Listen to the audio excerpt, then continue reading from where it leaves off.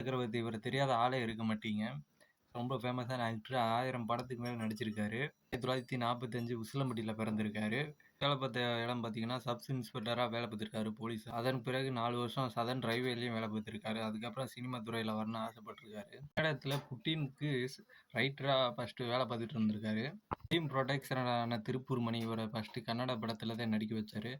1977 இவர் முதல் படமே நடிக்கிறாரு. சரங்கடா கெண்டி டிமாண்ட் என்ற ஒரு கன்னட படத்துல முதல்ல நடிக்கிறாரு. தெலுங்கு, கன்னடம், மலையாளம், தமிழ் என நிறைய.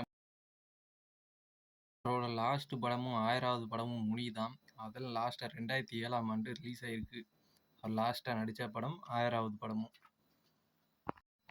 80களில் பிரபலமான இந்த சில்க் ஸ்மிதாவை சினிமாவுக்குள்ள அறிமுகப்படுத்தினவரே இவர் தான். அதிகமாக ரஜினிகாந்தோட தான் நடிச்சிருக்காரு. ராஜாத்தி ராஜா, மாப்பிள்ளை இந்த மாதிரி படங்களில் ரஜினிகாந்தோட ரஜினிகாந்தே சொல்லியிருக்காரு, இவர் எனக்கு லக்கி டோக்கன் வினோ சக்கரவர்த்திய. யோ என்னங்க இது அநியாயம், மேல கூட அநியாயமாயா?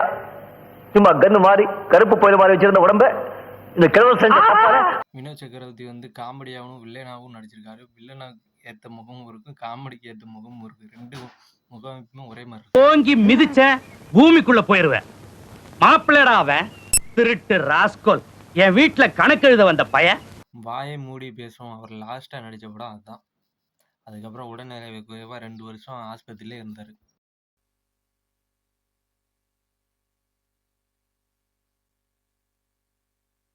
பிபி காரணமா பார்த்தீங்கன்னா 2 வருஷமா ஆஸ்பத்திரியிலே இருந்தாரு. கடைசியா 2007 பிப்ரவரி 27 இறந்தும் போயிட்டாரு.